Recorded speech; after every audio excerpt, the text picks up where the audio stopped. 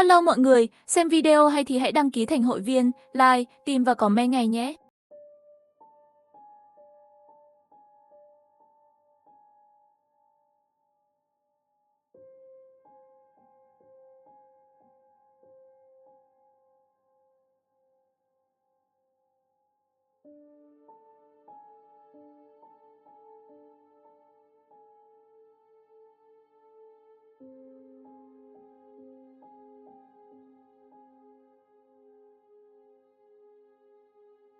Hai mươi ba giờ 19 phút ngày 16 tháng 1 năm 2023, hệ thống phát thanh khẩn cấp về thảm họa bắt đầu phát sóng. Xuất hiện thời tiết bất thường trên biển đảo Ý Lộ, có ảnh hưởng gây tử vong cho con người. Thời tiết này đang di chuyển về phía khu vực thành phố. Tất cả cư dân hãy ngay lập tức đến hầm đỗ xe dưới lòng đất hoặc tầng hầm của các trung tâm thương mại để lánh nạn. Hãy luôn mở radio hoặc TV. Không ra khỏi nhà, không mở cửa sổ. Chờ thông báo dỡ bỏ cảnh báo từ đài phát thanh. Lưu ý không uống nước chưa đun sôi. Độc tính của nước có thể khiến người uống rơi vào trạng thái nguy kịch. 7 giờ 38 phút ngày 17 tháng 1, Trung tâm Kiểm soát Dịch bệnh Quốc gia ra thông báo. Một dịch cúm không xác định đã xâm nhập vào đất nước. Trung tâm Kiểm soát Dịch bệnh đang tiến hành rà soát thêm. Những người bị nhiễm sẽ cần được cách ly và theo dõi nếu có triệu chứng như đau đầu, đau họng, chóng mặt, nghẹt mũi, sốt, mệt mỏi, ho khan. Hãy đến bệnh viện kiểm tra ngay lập tức. Khi ra ngoài, chú ý. 16 giờ 32 phút ngày 20 tháng 1, hệ thống phát thanh khẩn cấp về thiên tai bắt đầu phát sóng. Thành phố Ngạc Tước, đảo Ý Lộ, dự báo có trận động đất 7,0 độ Richter vào lúc 2 giờ sáng nay. Hãy chuẩn bị sẵn nhu yếu phẩm sinh tồn và sẵn sàng ứng phó. 9 giờ 46 phút ngày 22 tháng 1, xuất hiện một núi lửa nhỏ trên biển đảo Ý Lộ. Núi lửa có thể phun trào bất cứ lúc nào. Dự báo phạm sáu ảnh hưởng của núi lửa là bán kính 10 km. Cư dân hãy khẩn cấp di tản ra ngoài phạm 10 km. 14 giờ 12 phút ngày 23 tháng 1, dung nham núi lửa chứa chất phóng xạ đã thấm vào nguồn nước biển, gây ô nhiễm nặng nề. 8 giờ 42 phút ngày 24 tháng 1, virus cúm mới đã đột biến. Trường hợp tử vong đầu tiên do virus cúm biến thể mới. Theo thống kê lúc rạng sáng nay, số ca nhiễm cúm biến thể mới trong nước đã lên đến 30.000 người. 7 giờ 8 phút ngày 26 tháng 1, trong vòng 2 ngày ngắn ngủi, virus cúm biến thể mới tiếp tục đột biến lần nữa. Sau khi bệnh nhân tử vong 48 giờ, tế bào vẫn còn hoạt động. 9 giờ 10 phút ngày 29 tháng 1, hệ thống phát thanh khẩn cấp về thảm họa bắt đầu phát sóng. Cư dân thành phố Mã Phàm, hãy lập tức di tản đến pháo đài Đức Mạn, Học viện nghiên cứu rừng để lánh nạn. Cư dân Phúc Đa Sĩ có thể đến pháo đài Lôi Vi, pháo đài Kê Sân nhận cứu trợ. Cơ quan an ninh tối cao của chính phủ đã triển khai quân đội để hỗ trợ. Cư dân thành phố Ngạc Tước vui lòng đến Trung tâm Cứu trợ Nhân loại và Viện Nghiên cứu Bà Tân để tị nạn. Chính phủ sẽ cung cấp nơi ở, thực phẩm và nước uống. Ngày 29 tháng 1 lúc 14 giờ 10 phút, quân đội chính phủ thông báo rằng thành phố Ngạc Tước đã bị tàn phá nặng nề. Thành phố Phúc Đa Sĩ xuất hiện hiện tượng tấn công người. Ngày 31 tháng 1 lúc 17 giờ 41 phút, hệ thống phát sóng khẩn cấp bắt đầu phát thông báo. Hiện đã có đến 22 khu vực trong 3 thành phố bị tấn công bởi các phần tử vũ trang. Trong đó, thành phố Phúc Đa Sĩ là nơi bị ảnh hưởng nghiêm trọng nhất. Các phần tử vũ trang thậm chí đã trực tiếp đối đầu với chính phủ và quân đội. Hiện tại, chúng đã chiếm giữ khu trung tâm của thành phố Phúc Đa Sĩ. Ngày 4 tháng 2 lúc 22 giờ 10 phút, công ty Umbrella thông báo rằng công ty tài sản Umbrella đã triển khai dự án kho bảo vệ khách hàng. Bạn có thể mua vũ khí áo giáp và vật tư y tế tại đây. Dù là tận thế, chúng tôi vẫn giao dịch bằng vàng. Ngày 6 tháng 2 lúc 15 giờ 3 phút, công ty Umbrella thông báo rằng công ty tài sản Umbrella cung cấp dịch vụ nơi trú ẩn cá nhân chất lượng cao. Ngày 10 tháng 2 lúc 7 giờ 10 phút, hệ thống phát sóng khẩn cấp bắt đầu phát thông báo. Khu quân sự số 52 đang bị tấn công. Đảo Y Lộ hiện đã trở thành khu vực nhiễm phóng xạ nặng. Những người sống sót phải có biện pháp bảo vệ sinh hóa đầy đủ. Hệ thống cung cấp điện của nhà máy điện hạt nhân trên đảo Y Lộ sẽ ngừng hoạt động sau 2 ngày. Ngày 13 tháng 2, chính phủ dự kiến sẽ thực hiện một cuộc không kích vào thành phố Phúc Đa Sĩ.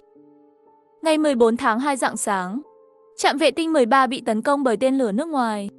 Tôi tên là Lăng Nguyên, là một kỹ sư quân sự. Hơn 1 tháng trước, một đại dịch virus đã hoàn toàn thay đổi cuộc sống của tôi.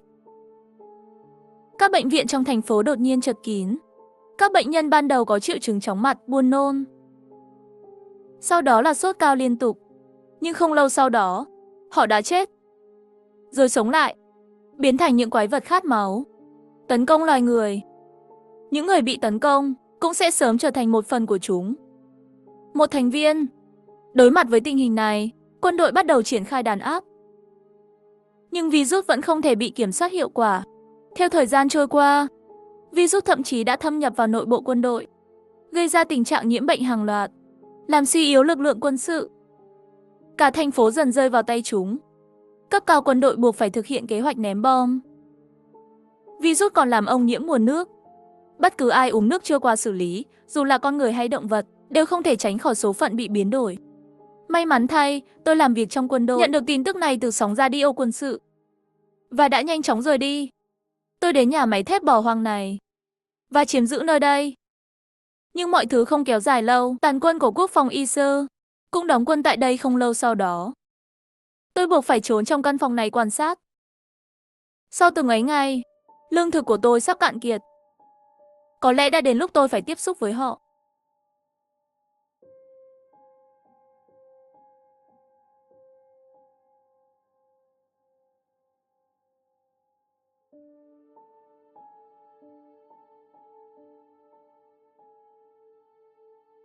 Chừng này chắc đủ rồi. Chuyện còn lại đợi khi gặp họ tính tiếp.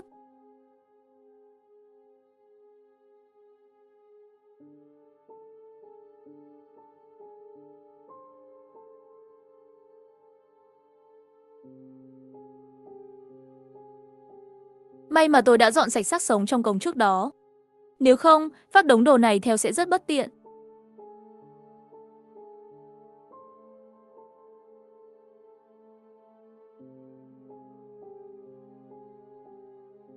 Nếu không phải vì cửa tầng trên, không biết ai đã chặn lại. Dù có chết tôi cũng không muốn đi qua cống thoát nước bẩn thỉu này. Nếu tôi đoán không sai, đường cống này hẳn phải thông lên sảnh nhà máy thép phía trên. Nhưng tôi không rõ lối ra ở đâu.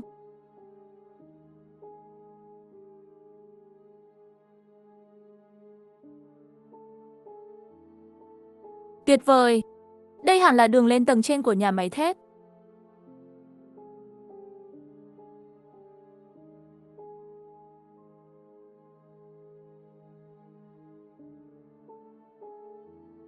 Có vẻ đây là tầng tái chế của nhà máy. Lối vào nơi trú ẩn của tôi bị đống lồng kim loại này chặn lại.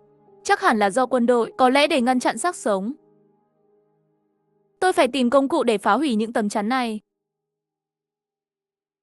Lại phải tiếp tục chiến đấu. Đây là nhà máy thép Patek. Chúng tôi là quân đội quốc phòng ISU. Chúng tôi thiếu hụt vật tư y tế, yêu cầu hỗ trợ. Nghe thấy thì trả lời. Tiếng gì vậy? Từ phía trên vọng xuống. Thiếu hụt vật tư y tế. Tiêu rồi, tôi còn định trao đổi vài thứ với họ.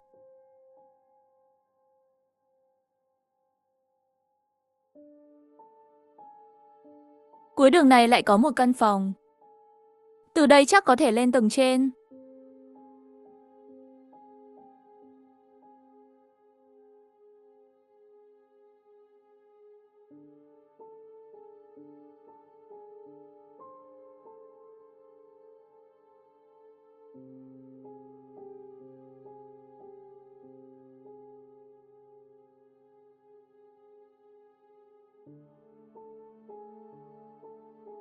Ôi trời, làm tôi giật mình. Sao lại có một con thây ma ở đây? Nhìn có vẻ mới bị đột biến không lâu. Nó vẫn mặc đồng phục quân đội. Không biết trên người nó có gì hữu dụng không?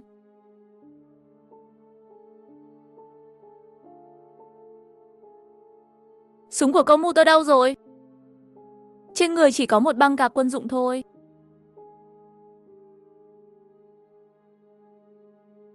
Ở đây lại có một xác chết. Không bị đột biến.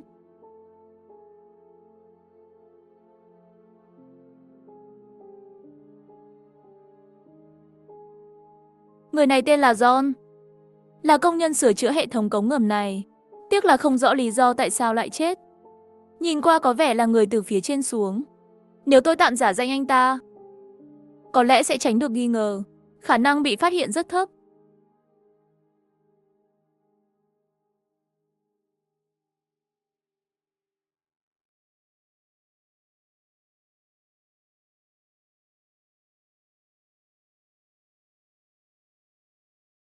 Cuối cùng cũng ra ngoài, mùi dưới cống thực sự kinh khủng.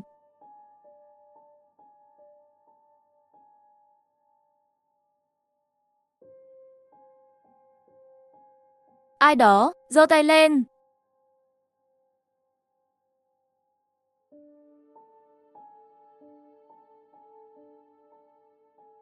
John, đại ca. Người mình, đừng nổ súng. Lun, hóa ra là cậu à. Sao giờ mới lên? Cậu thích cái mùi dưới cống lắm hả? Đừng nhắc nữa, suýt thì mất mạng dưới đó. Đúng rồi, hệ thống thoát nước của cậu đang tiến triển thế nào rồi? Ôi, đừng nhắc nữa. Vẫn tệ như mọi khi. Tôi cần một số linh kiện mới. Vậy thì đi tìm Alex đi. Xem anh ta còn dư linh kiện không? Được thôi. Các cậu không định dọn dẹp lại cống à? Dọn những thứ bị nước cuốn xuống ấy. Chúng tôi sẽ làm, nhưng không phải ngay bây giờ. Lau việc của cậu trước đi. Khu si nhà máy thép. Mọi thứ ổn định. Hết. John.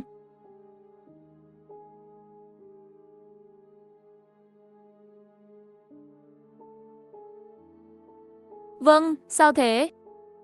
Tôi còn việc đây. Sao thế? Hết linh kiện sửa chữa rồi. Đi sân vừa bảo tôi đi tìm Alex. Cậu biết anh ta đang ở đâu không? Alex dạo này được điều xuống dưới. Cậu xuống trại tị nạn tìm anh ta đi. Không có gì.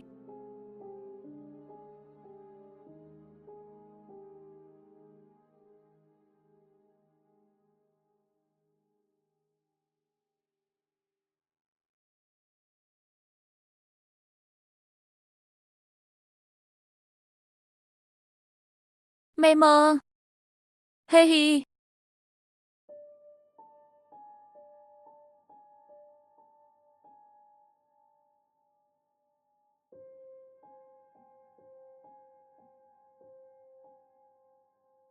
Mê mơ.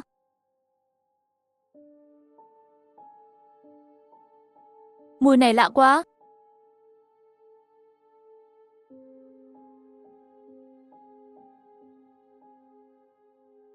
Này cậu trẻ, cậu nghe tin chưa? Người nằm dưới giường chúng ta không còn nữa.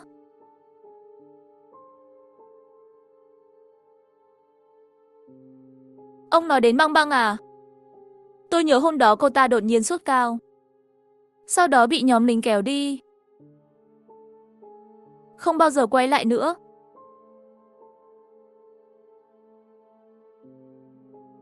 Không ngờ vất vả lắm mới trốn được đến đây.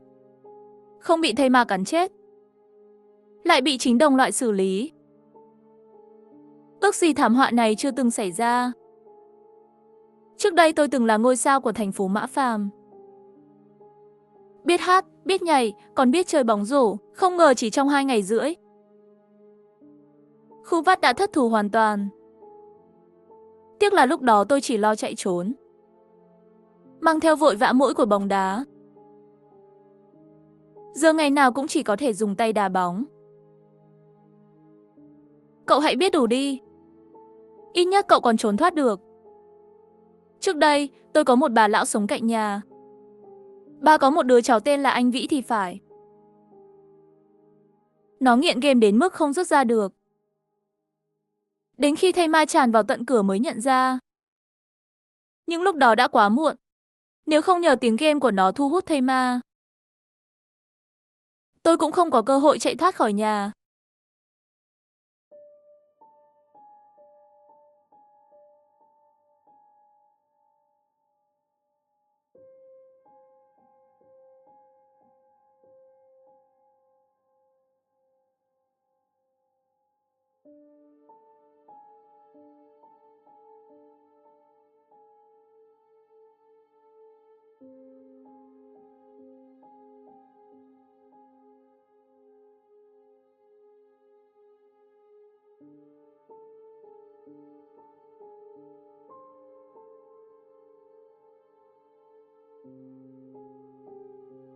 Người này là ai? Sao hắn lại có giấy tờ tùy thân của Luân?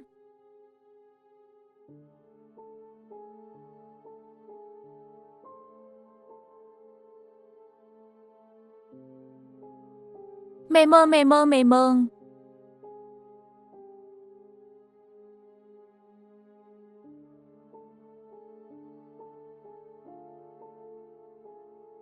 Chào, anh Lịch Khắc Tư. Luân, làm sao thế? Có chuyện gì à? Cậu còn bao nhiêu linh kiện đường ống nước? Đừng nghĩ nữa, lúc cậu không ở đây. Tất cả linh kiện đã bị đem đi luyện thép rồi. Tôi không còn hàng tồn đâu. Vậy cậu còn gì khác không? Cậu cần gì? Giờ tôi chỉ đổi được bánh mì thôi. Những thứ khác đều là hàng quân dụng, không thể giao dịch. Nếu cậu có thời gian, hãy tìm thêm ống kim loại cũ về đi. Thép bây giờ đã hết rồi. Được rồi, tôi đi trước đây. Đúng rồi, trung vệ có vẻ đang tìm anh đấy. Nếu có thời gian, nhớ đến gặp anh ấy nhé. Ừ, tôi sẽ đi. Này, Luân. Lại đây một chút, tôi có chuyện muốn nói với cậu. Anh Kỳ tìm cậu đấy, cậu qua đó trước đi.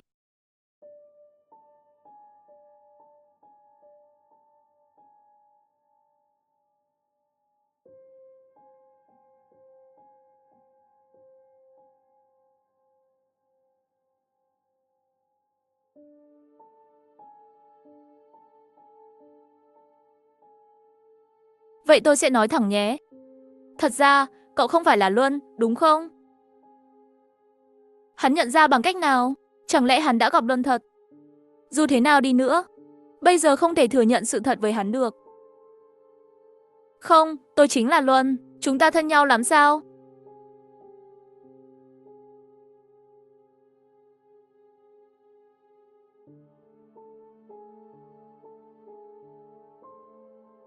Luân bị bệnh rồi.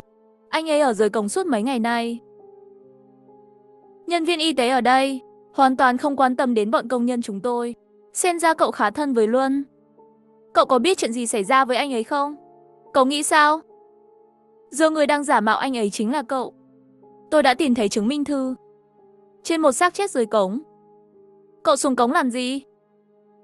Tôi là một kỹ sư quân sự. Thực tế, tôi đến nhà máy thép này sớm hơn các cậu rất nhiều.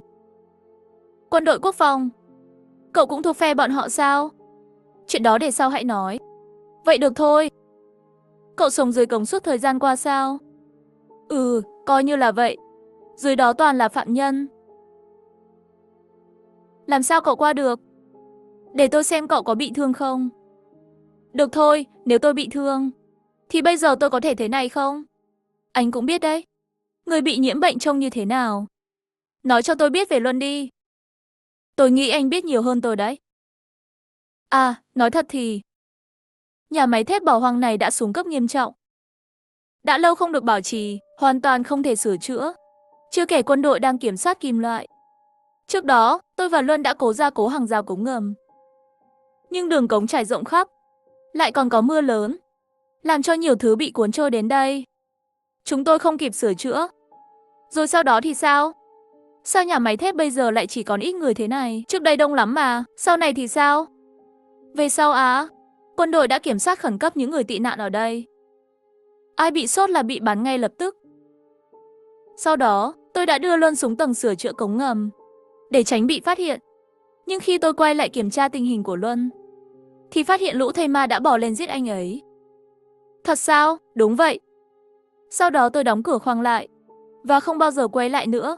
Tình hình bên dưới thế nào? Nhờ anh cả đấy. May mà tôi không để lộ giấy tờ tùy thân. May mà sớm đoán được. Giờ thì sao? Lúc đó sao anh không báo cáo tình hình cho quân đội? Người tiếp xúc gần. Tôi không muốn chết đâu. Thôi, không nói nữa. Yên tâm đi. Chuyện của cậu tôi sẽ không nói với ai đâu. Ừ, thế là được rồi. Chuyện của cậu tôi cũng sẽ giữ kín. Được rồi, cậu đi tìm trung úy trước đi.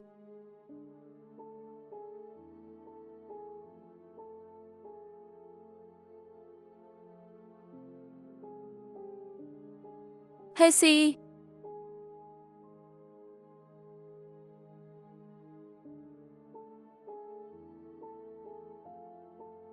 Chị Băng Băng. Là khẩu phần ăn mà chú anh Vĩ phát cho chúng ta hôm nay này. Một khẩu phần ăn trọn vẹn. Sao trông chị có vẻ tâm trạng nặng nề vậy?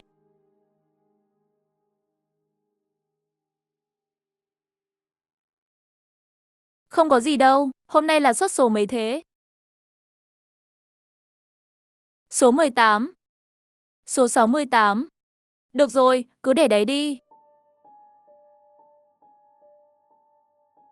Chị Lị à, rốt cuộc chị bị sao vậy? Bình thường chị rất vui vẻ mà. Tiểu Vân, có chuyện gì vậy? Em có biết luôn không? Biết chứ, anh Mã Kỳ có nói với em. Nói là trước đó anh ấy đã xuống hệ thống thoát nước để sửa chữa. Sao thế? Có chuyện gì xảy ra à? Anh ấy chết rồi. Không thể nào. Vừa nãy em còn nghe nói, chị An Kỳ nói Luân đã trở về rồi mà. Có khi nào? Người mà chị An Kỳ nói không phải là Luân thật không? Ý chị là sao? Thực ra vừa rồi tôi đã thấy Luân ở bên ngoài. Nhưng hành sáu của anh ta khiến tôi cảm thấy rất kỳ lạ. Hãy nghĩ xem, một công nhân sửa chữa hệ thống thoát nước, làm công việc bảo trì quanh năm. Trên tay ít nhiều cũng phải có vết thương do sửa chữa để lại. Những vết chai sần chẳng hạn. Huống hồ đây là một nhà máy thép cũ. Đã xuống cấp từ lâu, ai có thể đảm bảo rằng Luân khi sửa chữa bên dưới sẽ không bị thương chứ? Hơn nữa, mấy ngày nay trời liên tục mưa lớn. Luân làm việc dưới hệ thống thoát nước. Trong môi trường ẩm ướt như vậy, trang phục của anh ta ít nhiều cũng sẽ bị ẩm. Quan trọng nhất là hiện tại những người tị nạn, kể cả những người có chút kỹ năng như Mã Kỳ, phần thực phẩm phân phát cho họ cũng không đủ ăn. Lâu dần, họ sẽ bị suy dinh dưỡng như bao người tị nạn khác. Nhưng Luân mà tôi vừa thấy, trông anh ta rất khỏe mạnh. Quần áo cũng khô ráo hơn hẳn. Trên tay không có vết thương hay chai sần. Điều quan trọng nhất là anh ta luôn giữ tay phải trong tư thế sẵn sàng rút súng. Khuôn mặt luôn nghiêm túc, như thể đang cảnh giác với mọi thứ xung quanh. Dù tôi chưa gặp Luân bao giờ, nhưng những người tị nạn sống ở đây, có ai mà không lo lắng, sợ hãi và mệt mỏi đâu, họ đều có tinh thần suy sụp cả. Hơn nữa, Luân làm việc trong hệ thống cống ngầm, nơi đó có rất nhiều thây ma. Anh ta phải làm việc trong môi trường căng thẳng như vậy. Đối diện với nguy hiểm từ thây ma mỗi ngày, khó khăn lắm mới được lên trên này. Tinh thần của anh ta đáng lẽ phải suy sụp chứ, nghe cũng có lý đấy. Còn tôi ngửi thấy mùi máu và mùi thối của xác chết trên người hắn. Có nghĩa là hắn đã giết Luân. Hiện giờ vẫn chưa xác định được. Cậu cũng biết là dưới cống có rất nhiều xác sống. Cũng có thể là mùi hắn để lại trong lúc săn bắn. Đương nhiên cũng có thể là mùi của Luân, hoặc là Luân đã chết trước đó rồi. Tên này có thể tình cờ phát hiện thi thể của Luân, rồi nhận được giấy tờ của hắn. Vậy nên mới lèn vào nhà máy thép. Có thể lắm. Nhưng từ khi chúng ta đến đây, chúng ta có gây chuyện với các thế lực khác không? Không lẽ là đế quốc? Hay là gián điệp từ đường xuyên thổ thâm nhập vào? Muốn nuốt chửng chúng ta? Không rõ. Dù sao thì hiện giờ đối phương vẫn chưa có hành động quá khích. Mà này, Siên chẳng phải đang tìm Luân sao? Cho dù là đế quốc hay mặt trận đỏ, cũng đều là người của quân 52 trước kia. Siên hẳn là nhận ra được.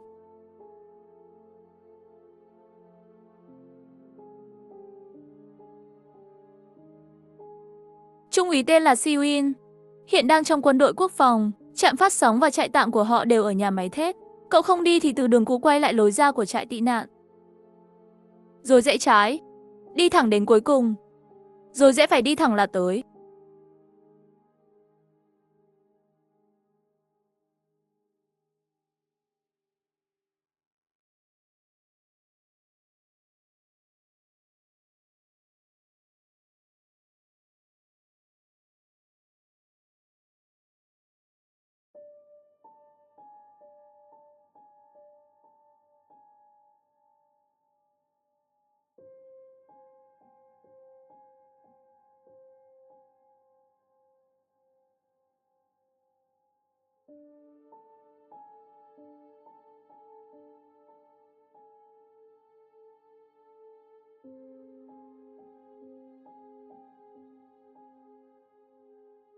Trung úy sửa ống nước luôn có việc tìm cậu. Đi thẳng phía trước là tới. Anh bạn, cậu làm gì ở đây vậy? Cậu cứ ở trong cổng suốt à? Chưa thấy tôi à? Tôi tên là Jandy, là quản lý dụng cụ của nhà máy thép. Chắc cậu sẽ phải lấy vài dụng cụ của tôi đấy. Đương nhiên, không phải miễn phí đâu. Tôi nhớ là lối ra từ tầng trừ 1 dẫn tới chỗ tôi ẩn náu đã bị quân đội chặn mất rồi. Không biết ở đây có dụng cụ nào thích hợp không? Để tôi phá được mấy thứ đó. Tôi muốn hỏi một chút, bạn có công cụ loại bỏ sổ sách như rìu không? Chắc chắn có, cái này thì sao? Nếu tôi cần nó thì sao? Vậy tôi phải trả bao nhiêu? Không có nhiều thứ đâu. Chỉ cần 79 miếng đinh sắt thôi, dù sao sắt thép bây giờ hiếm lắm. Cậu hiểu mà, nhiều thế này đấy. Cậu điên rồi hay tôi điên vậy? Cái gì? 79 miếng mà cậu còn kêu đắt, luôn à? Tình hình bây giờ khó khăn lắm, nhà máy thép của chúng ta đang gặp khó khăn. Cậu có đôi lúc nên suy nghĩ lại về bản thân đi. Có phải do cậu chưa nỗ lực đủ khi nhặt rác không? Cậu đã ở dưới cầu này lâu rồi mà, có tích trữ đủ sắt vụn gì chưa? Có làm việc nghiêm túc không vậy? Nghe tôi nói hết đã. Đồ điên!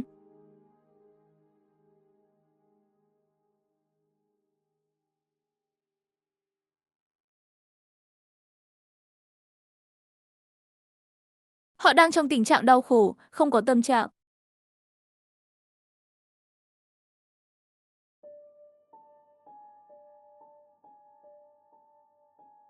Tín hiệu liên lạc bị bất thường. Và chính phủ Arsuk không thể liên lạc được qua radio. Radio, các bạn có thể liên lạc với trụ sở chính không? Trạm đã nhận được tín hiệu bất thường. Và không thể nghe rõ. Tôi có thể liên lạc với chính phủ Arsuk không? Ngô cơ. Đây là nhà máy thép cũ.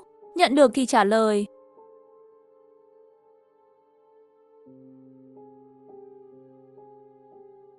Chúng tôi đang bị tấn công. Luôn.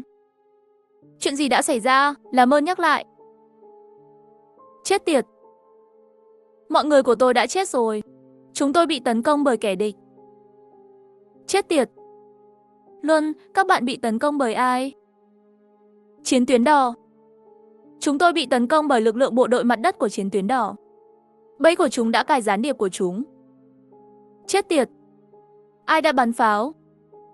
Lính của ông trùm đã chiếm lấy buồng xuất phát.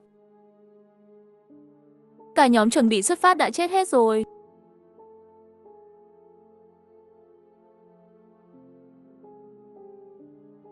Làm sao vậy?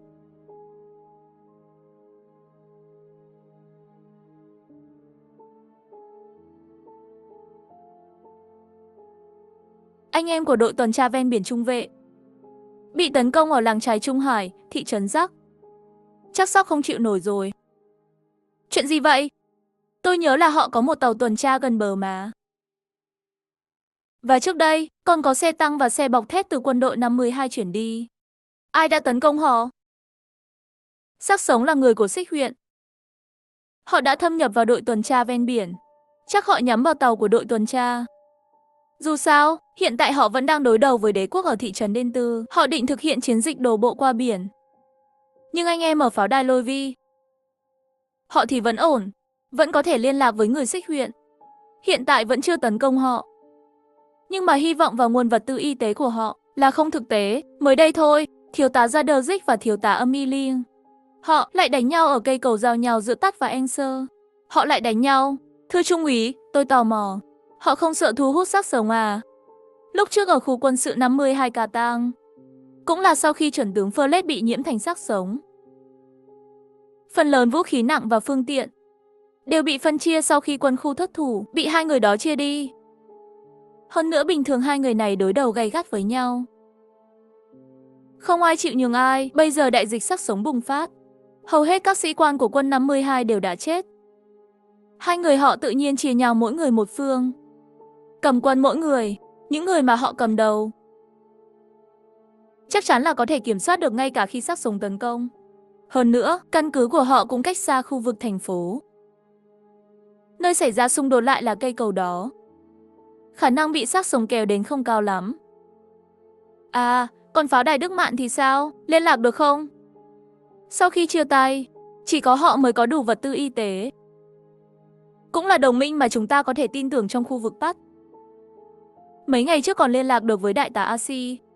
Nhưng ngay mới đây, khi chúng ta cố gắng liên lạc, phát hiện đã mất liên lạc. Có vẻ như chúng ta phải cử người đi xem sao. xem chuyện gì đã xảy ra. À, còn Luân thì sao? Vừa nãy Đạt Sân có báo cáo không phải nói. Anh ấy đã lên rồi sao? Yên tâm, Trung úy đã thông báo cho các thành viên. Khi gặp Luân sẽ thông báo cho anh ấy đến.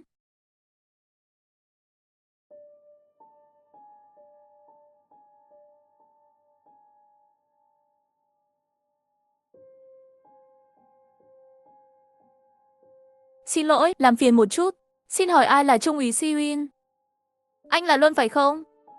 Chào bạn, tôi là Siwin Flauxi. Là phó trung đoàn trưởng liên đội hỗ trợ xe tăng, quân 52 đóng tại quân khu Katang, Ansa. Bạn gọi tôi là Siwin cũng được. Đây là Jan Watson, hạ sĩ kỹ thuật, lính phục vụ của tôi.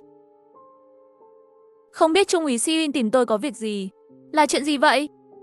Nhìn vẻ ngoài của anh, có vẻ đã qua huấn luyện. Cũng có thể vậy, thôi được rồi. Vì Lôi Vi, công việc sửa chữa hệ thống cống rãnh của cậu tiến triển thế nào rồi? Sắp sửa xong rồi, nhưng bên Alex đã nói với tôi rằng hiện tại không còn phụ kiện ống dư nữa, nên không thể tiếp tục sửa chữa nữa. Vậy nếu không sửa được thì thôi đừng sửa nữa. Tôi sẽ giao cho cậu một nhiệm vụ. Nhiệm vụ gì? Vật tư của nhà máy thép của chúng ta đã cạn kiệt. Bây giờ chỉ có thể hy vọng vào những người anh em ở pháo đài Đức Mạn thôi. Nhưng không biết tại sao chúng ta đã mất liên lạc với họ. Cần phải cử người đến xem sao. Vì nhân lực của chúng ta không đủ, hầu hết mọi người đều phải ở lại vị trí của mình. Trong đám tị nạn cũng không có ai phù hợp. Vì cậu đã từng phục vụ, nên người được chọn là cậu. Nói vậy tôi có quyền từ chối không? Tôi hiểu cậu muốn nói gì. Nhưng cậu phải hiểu rằng hiện giờ chúng ta không còn cách nào khác. Với nguồn lực hiện tại, chúng ta chỉ có thể trụ được 3 đến 4 tháng nữa thôi. Và đó là trong điều kiện lý tưởng. Chúng ta hiện không thể liên lạc với cấp trên. Giờ chúng ta chỉ còn biết tự lo cho mình. Khi chúng ta rút lui, trong hành trình đã có nhiều binh sĩ bị thương. Vì thiếu thốn y tế nên cuối cùng đều bị nhiễm trùng và trở thành thây ma. Cậu làm việc dưới cống, cũng biết nhà máy thép hiện giờ không an toàn lắm. Chúng ta còn phải đề phòng tình huống từ cống rãnh tràn lên. Vì vậy, chọn cậu cũng là không còn cách nào khác. Anh ta nói cũng có lý. Dù tôi có thể lợi dụng thân phận giả của Lôi Vi để ở lại đây, nhưng không gian ẩn náu của tôi và toàn bộ vật tư của nhà máy thép đều không thể duy trì lâu. Có lẽ chỉ ra ngoài mới có cơ hội. Một là không cần lo lắng thân phận giả của Lôi Vi bị lộ, hai là ở ngoài biết đâu có cơ hội sống sót. Vậy tôi có thể hỏi về tình hình bên ngoài không? Cậu còn nhớ khi chúng ta mới đến nhà máy thép để đóng quân và vũ trang ở đây không? Lúc đó đã có rất nhiều người tị nạn đến đây. Chưa đầy một ngày mà người đã đông như kiến. Trong đó còn có không ít bệnh nhân. Vậy nên sự mất kiểm soát là điều không thể tránh khỏi. Vậy sau đó thì sao? Sau đó là hiện tại. Bây giờ bên ngoài đã hoàn toàn yên ắng rồi. Theo như những gì chúng tôi giám sát trong vài ngày qua, số lượng những người dân trở thành thây ma do nhiễm bệnh bên ngoài ước tính gần 100 người. Vậy tôi phải làm sao để ra ngoài đây? Cậu yên tâm, chúng tôi sẽ không để cậu ra ngoài để chết một cách vô ích đâu. Đến lúc đó, tôi sẽ phái một đội bộ binh vào lúc cổng nhà máy thép mở ra, sẽ tiêu diệt bọn chúng. Chúng tôi còn có một chiếc Peter có thể cung cấp đủ hỏa lực. Nhưng nhiên liệu hiện đã không còn nhiều. Chúng tôi có thể chạy từ khu quân sự 52 đến đây và sống sót đến giờ. Không một người lính nào là tay mơ. Đúng không? Cậu có vũ khí gì không? Tôi có một khẩu súng lục. Tôi có thể lấy ra bây giờ không?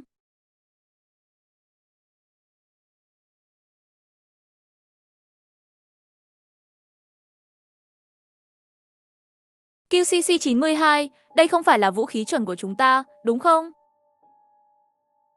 Tôi nhớ hình như đây là sản phẩm của nhà Vân Yên Hoa. Cậu lấy được từ đâu vậy? Tôi đã hạ một con thây ma dưới cống và lấy được khẩu súng từ người đó. Có lẽ người này đã mua vũ khí nhập khẩu ở cửa hàng vũ khí. Tôi không thể nói với cậu rằng đây là vũ khí của tôi được. Nếu cậu biết thì không phải sẽ nghi ngờ thân phận của tôi sao? Được thôi, nhưng tôi phải thông báo trước với bạn. Chúng ta có vẻ không có đạn cho loại vũ khí này. Nếu bạn muốn, tôi có thể Tìm một khẩu súng phù hợp từ kho vũ khí của chúng tôi cho bạn. Dĩ nhiên, đây là sự lựa chọn của bạn. Vậy tôi sẽ chọn dùng vũ khí này. Không vấn đề gì, lúc đó tôi sẽ bảo bộ phận hậu cần sản xuất của chúng tôi làm một số đạn giả để gửi cho bạn. Nói thật, từ kinh nghiệm của chúng tôi, khi đối phó với xác sống, sử dụng vũ khí lạnh sẽ hiệu quả hơn. Tại sao lại vậy? Khi chúng tôi rút lui khỏi khu vực Anh Sư, chúng tôi gặp phải xác sống trên đường. Khi sử dụng vũ khí nóng để tiêu diệt, tiếng súng sẽ thu hút xác sống đến. Điều này gây ra rất nhiều thiệt hại cho quá trình rút lui của chúng tôi. Sau đó, chúng tôi nhận ra rằng dùng vũ khí lạnh để giết xác sống thực tế lại hiệu quả hơn. Vũ khí tốt nhất chính là vũ khí cùn. Dùng nó để đánh vào đầu xác sống sẽ khiến nó bị choáng, làm mất khả năng di chuyển trong một thời gian ngắn. Sau đó, bạn có thể tận dụng cơ hội dùng vũ khí sắc để đâm vào thái dương của nó, giống như bắn xuyên giáp vậy. Không cần phá hủy diện tích giáp lớn để gây sát thương cho nội bộ xe tăng, đạt được hiệu quả tiêu diệt nội bộ của xe tăng. Chúng ta quyết định như vậy nhé. Vũ khí tinh xảo đi tìm Dozion, nhưng phải đi tìm Phơ Lăng Câu và Lý Văn. Vật tư y tế đi tìm Bạch Đế. Bạn đừng vội. Bây giờ vẫn còn mưa. Theo dự báo thời tiết của chúng tôi, cơn mưa này sẽ kéo dài thêm một chút, có lẽ còn cần thêm 2-3 ngày nữa mới dừng lại được. May mà chúng ta đều cần thời gian chuẩn bị. Trong thời gian này, bạn có thể thoải mái tham quan nhà máy thép. Có gì cần thiết thì cứ nói với tôi. Không vấn đề gì, đúng rồi. Cái này đưa cho bạn. Đây là chứng nhận quân nhân của tôi. Đây là bản sao, đưa cho bạn một bản. Bên trong có một chip. Với quyền hạn của tôi, có thể nhận diện và sử dụng một phần cơ sở vật chất quốc phòng. Hy vọng bạn sẽ dùng được khi ra ngoài. Ngoài ra, khi đi tìm những người đó, đừng quên mang theo chứng minh về việc đã xảy ra sự cố. Vậy thì cảm ơn chỉ huy Băng Băng. Không có gì, dù sao bây giờ bạn là hy vọng của chúng ta. Đúng rồi, khi ra ngoài nhớ cẩn thận một chút. Trong thế giới tận thế, đôi khi đồng loại còn đáng sợ hơn cả xác sống. Ngoài ra còn nữa, khu Bắc có một thế lực vũ trang rất lớn, gọi là Đế quốc thứ tư. Lãnh đạo của họ là một sĩ quan cấp trung tên là Amelia. Cô ấy từng là một thiếu tá trong quân đội của chúng ta. Quân lực của cô ấy tuy không đông, nhưng trang bị cho từng người lính cao cấp hơn nhiều so với quân đội ở khu đỏ. Hơn nữa, dường như cô ấy đã bắt đầu kế hoạch mở rộng vào khu đất trong khu Bắc. Nếu bạn gặp người của họ ngoài kia, nhớ xuất trình chứng nhận này. Tôi nghĩ cô ấy sẽ không làm khó bạn vì chúng ta đã từng là đồng đội. Cô ấy sẽ tha cho bạn. Vậy còn khu đỏ thì sao? Liên minh đỏ. Lãnh đạo của họ tên là Trung tá Zaderzik. Cũng là người của quân đội chúng ta. Nhưng phạm 6 quyền lực của anh ta không phải ở khu Bắc, mà là ở khu Anh Sơ đối diện. Vì vậy bạn không cần quá lo lắng. Thôi được, nói đến đây thôi. Bạn đi nghỉ ngơi đi. Khi nào chuẩn bị xong, tôi sẽ gọi người thông báo cho bạn. Vậy chúng ta đi làm việc đi, tạm biệt.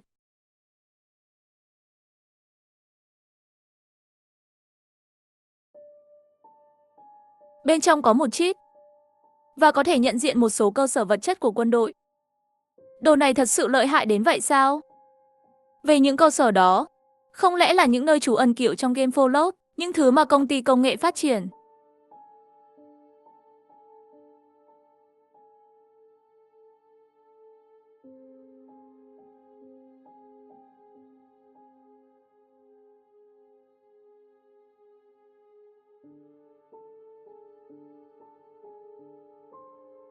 Hôm nay mình nên nấu món gì nhỉ? Để mình nghĩ xem còn gì có thể kết hợp với bánh mì.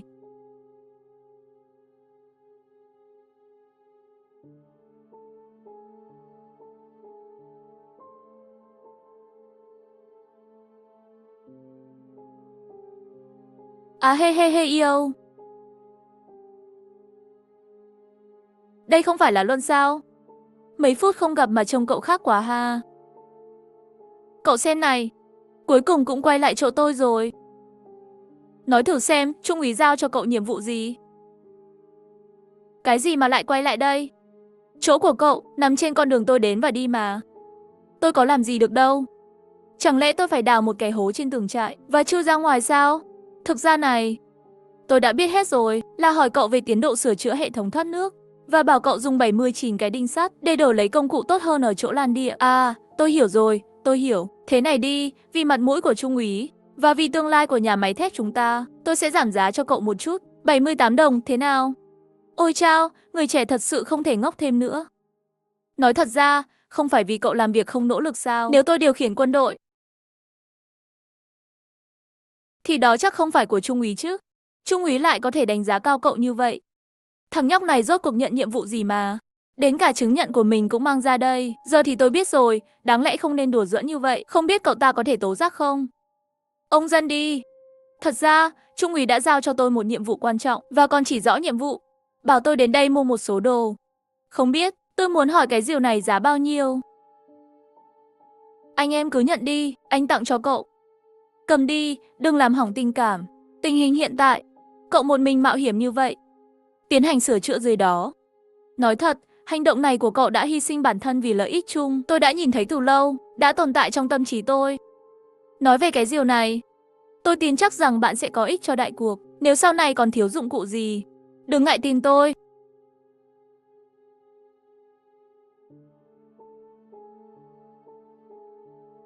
Cảm ơn anh nhiều, dân đi.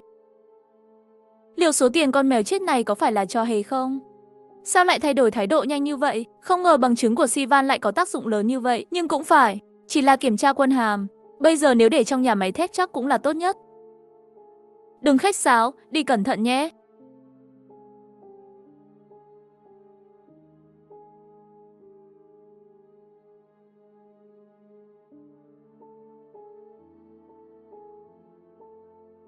Tôi nhiệt tình như vậy sao? Lưng tôi đau quá. Hình như tâm trạng của bạn không được vui lắm thì phải. Là vì chuyện với bạn gái của bạn đúng không? Đúng vậy, tôi rất lo lắng. Kể từ khi cuộc khủng hoảng Thay Ma bùng nổ, chúng tôi đã không còn liên lạc. Không biết bây giờ cô ấy đang ở đâu và thế nào. Cô bạn gái cô ấy, lo lắng làm gì? Thôi được rồi, tôi sẽ cố gắng không nghĩ về cô ấy nữa. Tôi đã nói rồi, cô ấy không hợp với bạn đâu. Bạn không nghe. Nhưng chắc với mấy thằng đàn ông ở làng tôi là hợp thôi. Để nó đi đi. Loại người như thế sẽ bị trời trừng phạt. Tôi cảm thấy mình lúc đó thật ngu ngốc. Đừng nghĩ vậy, tôi nói với bạn đấy. Nhiều người nghĩ họ đã gặp được tình yêu, nhưng cuối cùng lại lạc lối. Tệ hơn nữa là anh ta lại là bạn của một người ở quê tôi. Cậu nói là hai người họ sẽ... Không có đâu, không có đâu. Tôi chắc chắn giữa họ không có gì đâu. Tôi chỉ không muốn biết gì về anh ta nữa. Tôi chỉ muốn quên anh ta đi. Thật sự là phiền phức quá. Đừng lo, không lâu đâu. Sẽ ổn thôi. Cậu phải mạnh mẽ lên. Đừng trò chuyện với anh ta nữa. Tôi nói với cậu rồi, lần trước anh ta còn đến mượn tiền tôi. Rồi sao? Tôi đã cho anh ta mượn. Ừ, cậu đúng là đồ ngốc. Tôi sẽ không cảm thông cho cậu nữa đâu.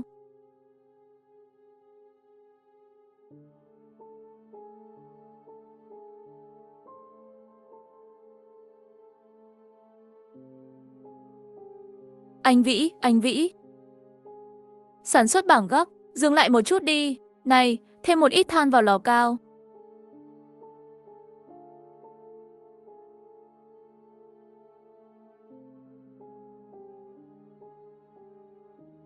Xin lỗi làm phiền, xin hỏi các anh là anh Vĩ và Phơ Lăng Câu phải không? Tôi là... Tôi nói là tôi là... Có chuyện gì thế? Tôi đang bận. À, các anh đang chế tạo đạn à? Xưởng dệt hả? Chất lượng thì không thể sánh với đạn quân đội sản xuất được, chắc chắn là không bằng đạn thật đâu. Đúng vậy, cậu là Luân phải không? Cậu đến đây làm gì? Cậu muốn mua một ít à? Có lẽ vậy, đừng đùa nữa, cậu em. Nếu cậu có đủ thuốc súng và kim loại, thì chúng ta có thể giao dịch. Cậu cung cấp vật liệu, tôi sẽ cho cậu những thứ cậu cần. Thật kỳ lạ. Sao tôi đi suốt chặng đường này mà toàn nghe tin thiếu thép vậy? Chỗ này không phải là nhà máy thép sao? Thép đâu có thiếu đâu. Cậu em, nói về chuyện gia đình cậu đấy. Cậu có vợ chưa? Mê mơ. Nhà máy thép của chúng tôi ít nhất vẫn còn một ít thép. Thôi đi anh, đừng đùa nữa. Nhìn cái này đi. Tôi nói với cậu, không phải cậu là trung úy đấy chứ? Cậu đúng là đầu óc lợn. Không phải là không phải. Hiện tại trong nhà máy thép chỉ có một mình anh ta là quân nhân. Nếu không phải anh ta thì ai? Là Quách Liên.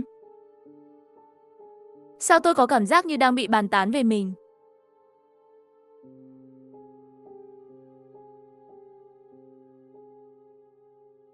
À đúng rồi, Luân, cậu đến đây có việc gì vậy? Trung úy giao cho tôi một nhiệm vụ, cần phải đi tới pháo đài Đức Mạng. Nhưng vũ khí tôi đang có, không phù hợp với đạn trong kho vũ khí. Cần phải đến tìm cậu để sao chép. Vũ khí gì? Tôi xem thử.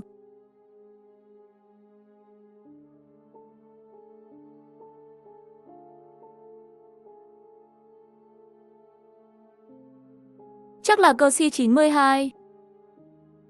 Được chế tạo ở Hoa Hạ, không sao đâu, không thành vấn đề. Nếu là sao chép thì không có vấn đề gì. Tuy nhiên, bạn sẽ phải cung cấp cho tôi một viên đạn để tham khảo, mới có thể làm được. Không vấn đề gì, để tôi xem thử. Dung lượng đạn 9x19mm hình như là 15 viên. Nó chắc hẳn sẽ tương thích với đạn của khẩu súng lục 9mm PB-5, chắc là dùng chung được. Chúng tôi còn dùng Glock từ thời trước nữa, cũng là đạn 9mm. Cái này tôi không rõ lắm. Thế này nhé, tôi cũng sẽ giúp bạn làm giả một số đạn. Bạn cũng có thể đi tìm Dozier, xem có loại đạn mà tôi vừa nói không. Làm đôi, chắc chắn, làm giả cần phải đợi một lúc. Bên ngoài đang mưa. Bạn chắc không ra ngoài được nhanh như vậy, hãy quay lại sau một thời gian nhé. Này Phơ-lăng-câu. Làm việc đi, đừng có đứng đấy. Chúng ta đều có cùng quân hàm mà, sao cứ như bạn đang ra lệnh cho tôi vậy? Cảm giác như từ đầu đến cuối bạn toàn sai khiến tôi. Vì bạn là một tên ngu. Biến đi, đồ ngốc. Thôi đi, cái đó. Luôn. Nếu bạn nhặt được những đồ phế liệu trong cống, thì có thể tới tìm tôi. Tôi sẽ giúp bạn chế tạo lại. Làm nhanh thôi.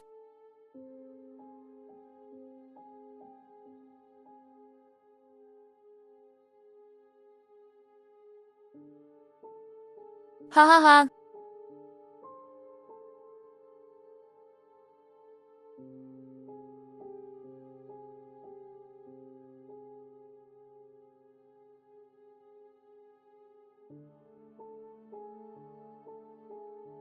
Cái đó, tôi trời ơi. Dọa tôi hết hồn. Bạn là ai vậy ôi? Luôn phải không? Có chuyện gì không? Mấy người ủy quyền cho tôi nói, bảo tôi đến đây lấy một khẩu súng thích hợp và tinh xảo, và nhận một ít đạn 9mm PB-5. Không biết bây giờ bạn có tiện không? Có giấy chứng nhận không? Được rồi, chờ tôi một chút.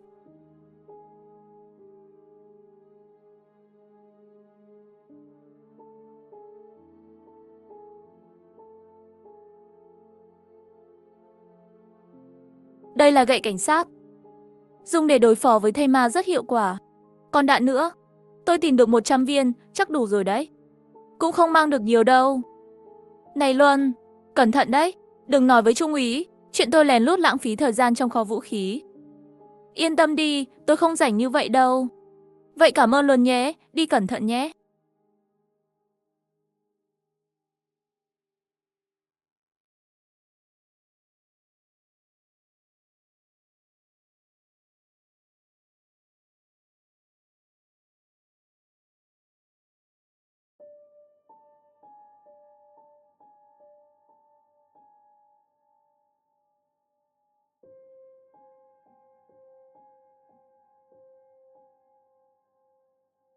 Ồ, không ngờ. Ở đây bây giờ có rau tươi ngon như vậy. Hammer, bạn là Luân đúng không? Đúng vậy, tôi vừa từ cống thoát nước trở về.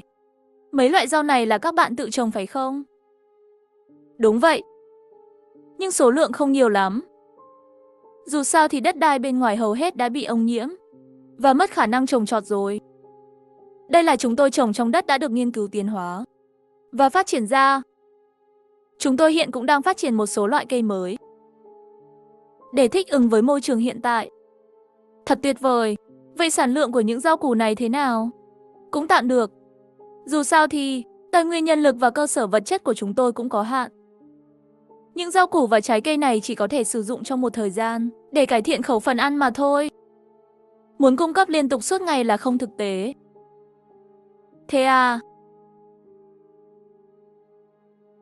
Vin, các bạn đang nói gì vậy? À đây là bác sĩ. Đây là Luân. Trước kia, làm việc ở cống ngầm của viện nghiên cứu rừng chúng tôi. Luân à? Hóa ra anh là Luân à? Chào bác sĩ. Thôi sau này đừng gọi tôi là bác sĩ nữa. Gọi tôi là Bơ Răng Câu được rồi. Vâng, bác sĩ. À đúng rồi, tôi nghe Trung úy nói anh sẽ ra ngoài phải không? Đúng vậy, tài nguyên của nhà máy thép đã cạn kiệt. Trung úy vốn định liên hệ với người của pháo đài Đức Mạn, bảo họ gửi một số nhà ở đến. Nhưng giờ không biết sao lại mất liên lạc. Nên đã nhờ tôi đi kiểm tra xem sao. Nhưng giờ mưa vẫn chưa tạnh. Tôi phải nói với anh có biết khu vực Y Lộ không? Đó là nơi bị tên lửa đạn đạo của nước khác phá hủy. Nhà máy điện hạt nhân Nam Môn, thật không may, nó đã bị phá hủy trong đợt tấn công này. Bây giờ khu vực hành khách của Yên đã trở thành khu vực có bức xạ. Mặc dù bụi bẩn có bức xạ ngoài trời đã gần như được mưa rửa sạch, nhưng để sử dụng cho việc trồng trọt thì vẫn không thực tế. Nhưng nếu muốn dùng để tưới cây thì vẫn không khả thi. Bạn phải nhớ kỹ, đừng có mơ tưởng rằng sẽ lấy nước mưa làm nước dự trữ. Nước trên mặt đất ngoài trời cũng vậy. Đừng có chạm vào. Vậy còn về vụ tấn công bằng tên lửa lần này? Tiến sĩ, bạn có tin tức gì không? Anh. Thôi đi, về vụ tấn công bạn nói đó. Thật ra tôi cũng không có nhiều thông tin. Dù sao thì quốc gia dám phóng tên lửa hạt nhân vào Y Sư. Trong số các quốc gia thành viên của Tổ chức Liên Chính Quốc, ngoài Y Sơ còn có thêm 4 quốc gia khác nữa. Nhưng trong đó, Vương quốc Mặt Trời Lặn và Cô Bích chỉ với Y Sơ hợp tác tốt thôi. Còn lại chắc chỉ có Phan Dương, Hoa Hạ và Bắc Kinh Bang. Thì ra vậy, tôi chỉ là một người nghiên cứu khoa học thôi. Chả quan tâm đến mấy vấn đề chính trị này. Nếu bạn phải ra ngoài, tôi sẽ chuẩn bị một ít rau củ cho chúng ta. Không cần đâu. Quá nhiều rồi mà tôi cũng không tiện ăn ngoài đâu. Ăn ngoài là sao? Đây là dành cho bạn trước khi lên đường. Trung úy nói rồi. Bây giờ bạn là hy vọng của chúng ta. Hơn nữa, tôi chẳng có gì nhiều để đáp lại ân cứu mạng mà bạn đã dành cho tôi. Bạn và tôi, chúng ta đều đến từ Viện Nghiên cứu rừng. Bạn chắc biết rồi. Có vẻ, John đã cứu mạng Bơ Lăng trước đây. Nếu không, bây giờ người ta cũng sẽ không cho tôi nhiều đồ như vậy. Thật đáng tiếc. Người tốt không sống lâu. Đừng nói vậy, tôi chỉ là một công nhân sửa chữa thôi. Những việc này để cho những người quan trọng khác làm đi. Cái gì mà chỉ là công nhân? Là giai cấp công nhân đấy. Hiểu chưa? Mặc dù tôi không phải là người của đảng họ. Nhưng tôi biết bây giờ. Cả cái bàn làm việc tôi dùng bây giờ. Và những rau của tôi ăn. Đều là do các bạn tạo ra. Chính các bạn, những đồng chí công nông, đã tạo ra nền văn minh giày dép của loài người. Dù bên ngoài đã đầy rẫy hoang tàn, nhưng thế giới các bạn tạo ra vẫn không bị thây ma phá hủy được. Đây là lời thật lòng của tôi dành cho các bạn, những con người đó. Đây, lấy đi, cảm ơn. Cảm ơn, cảm ơn. Này, bạn có nghe qua về cảng Tây Dơ không? Đương nhiên nghe rồi. Ở đó còn rất nhiều hàng hóa trong container đấy. Tôi nghĩ chúng ta nên cử người đi kiểm tra thử. Ai nói với bạn chuyện này? Tôi nói là khu trại sống sót của cảng Tây Dư. Cô nghĩ tôi nói gì vậy? Hơn nữa, nếu đã có khu trại sống sót rồi, thì đừng mong đến mấy cái hàng hóa trong container đó nữa. Họ đã tới trước rồi.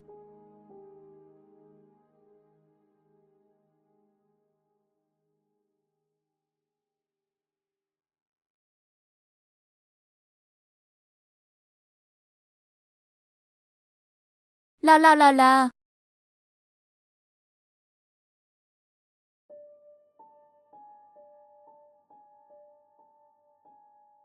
Chào, cô là tiểu thư Bạch đấy phải không? À, đúng vậy. À, bạn là Lô. Nói thật là hệ thống nước thải của bạn sửa xong chưa? Chưa xong, nhưng sắp xong rồi. Nói này, ở đây còn vật tư y tế không? Tôi cần một ít. Đừng nghĩ thế, tôi không thể phát khẩu trang cho bạn nữa đâu. Mà vật tư y tế cũng không còn nhiều đâu. Tôi không có quyền quyết định. Cái mẹ nó, thuyết phục mấy người này thật không dễ. Một lát nữa lại phải dùng đến quân hàm lần thứ 4 rồi. Nếu không có cái này, tôi không biết làm sao để nói chuyện với họ. Tôi cũng chẳng biết làm sao để đàm phán.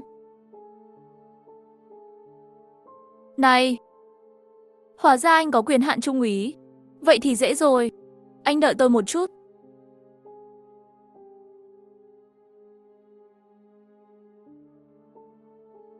Đây là bộ cứu thương chiến thuật cá nhân.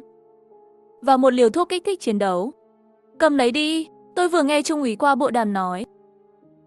Anh sẽ đi đến pháo đài Đức Mạn để yêu cầu họ viện trợ cho chúng ta một ít vật tư y tế, phải không? Liều thuốc kích thích này là tôi riêng cho anh.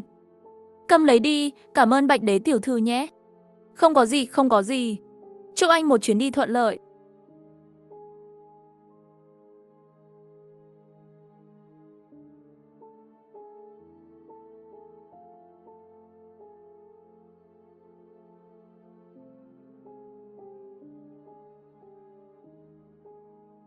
Các cô gái có chuyện gì không? Là anh, Luân tiên sinh. Chào anh, Lực Á tiểu thư. Cô quen biết vị tiên sinh này sao? Tất nhiên rồi, vị Luân tiên sinh nổi tiếng của chúng ta. Anh ấy đang đảm nhận nhiệm vụ sửa chữa hệ thống nước thải đấy. Hay nói cách khác, tôi nên gọi anh là kẻ giả mạo, Luân tiên sinh nhỉ?